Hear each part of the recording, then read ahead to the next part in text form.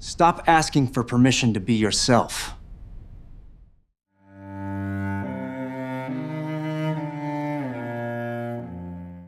You care too much what others think. You suffer more from imagined judgment than from reality. So this is the core idea from the book, The Courage to be Disliked. And yeah, it's a big statement. The book basically argues that this one thing, our constant need for other people's approval, is the root of all our unhappiness. It sounds extreme, but if you sit with it for a second, it feels kind of true, doesn't it? And look, this isn't some new idea. We're talking almost 2,000 years ago, the Roman Emperor Marcus Aurelius was writing about the exact same trap. He saw it for what it is, a total waste of your time and energy that stops you from doing anything that actually matters. This is a timeless human problem. Okay, so how does this trap actually work? Let's really look at the mechanics of this prison we build around ourselves, brick by brick, using other people's opinions.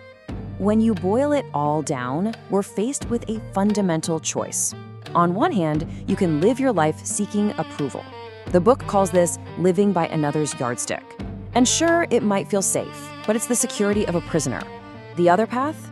Just being yourself. Now, that takes what they call the courage to be disliked, but it's the only way to find real freedom and to be genuinely useful. See, when your main goal is getting that approval, life turns into this impossible competition. If someone else gets praised, you feel like there's less for you. Their win feels like your loss. It's a mindset that just poisons your relationships, right? It turns people who could be friends into rivals, and it locks you in this exhausting, endless fight for validation. This quote just hits so hard.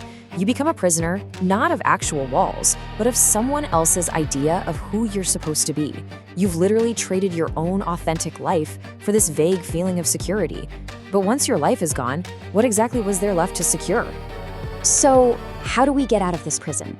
Well, the first key is a practical skill, a real tool you can use when things get heated. And it's not about being cold or emotionless. It's about perspective. It is the superpower of detachment.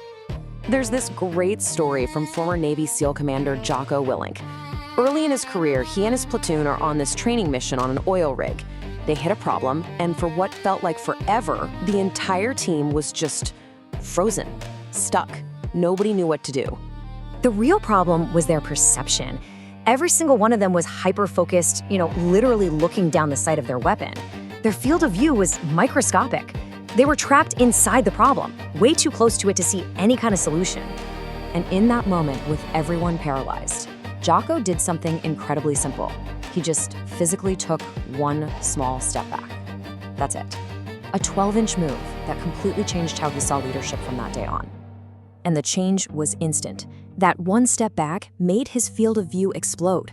All of a sudden, he could see his teammates, the whole tactical situation, and boom, the solution was obvious. He made the call, and the team got moving again. So here's the lesson, right? You cannot solve a problem when you're drowning in the emotion of that problem. Clarity doesn't come from focusing even harder on the thing that's stressing you out. It comes from creating distance. You have to step outside of it all to actually see clearly. All right, so we have this tactical skill, detachment. Let's see how that simple idea can grow into a whole philosophy for life. If detachment is the tool, then having the courage to be disliked is the mindset that really unlocks happiness. So this whole idea is built on the belief that our lives are driven by one of two main goals. Goal number one, gaining approval. We've seen where that leads: competition, unhappiness, all of it. But goal number two changes the whole game: making a contribution. When you shift your focus from what do they think of me to how can I be useful, your entire world just transforms. And this is the real key. When you genuinely feel like you're useful to someone or to a community or to a cause, that feeling becomes its own reward. The satisfaction you get from contributing is so powerful that the need for other people to pat you on the back just, well, it fades away. You don't need them to tell you you're good enough because you feel it. I love this metaphor. Think about a tree. It doesn't grow fruit to try and win the approval of the other trees in the forest, right? The fruit is just a natural byproduct of the tree doing its thing, pulling up water, reaching for the sun, just being a tree. Our best contribution, our truest usefulness, works the exact same way. It comes naturally when we're just authentically ourselves. Okay, so this all sounds great in theory, but how do we actually do this?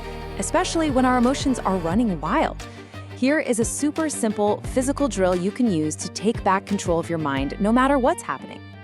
Okay, step 1, literally, physically step back. Push your chair back from the table, create some space. Step 2, take one slow, deep breath. You're manually telling your body to calm down. Step 3, lift your chin up.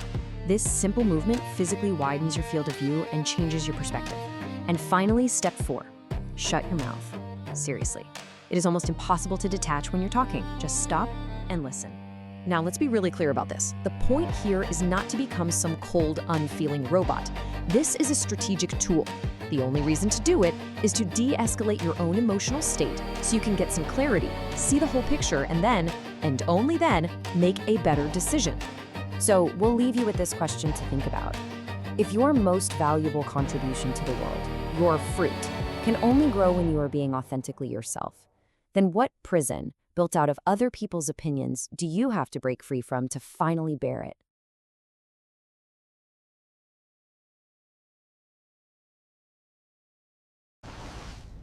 The things you own end up owning you.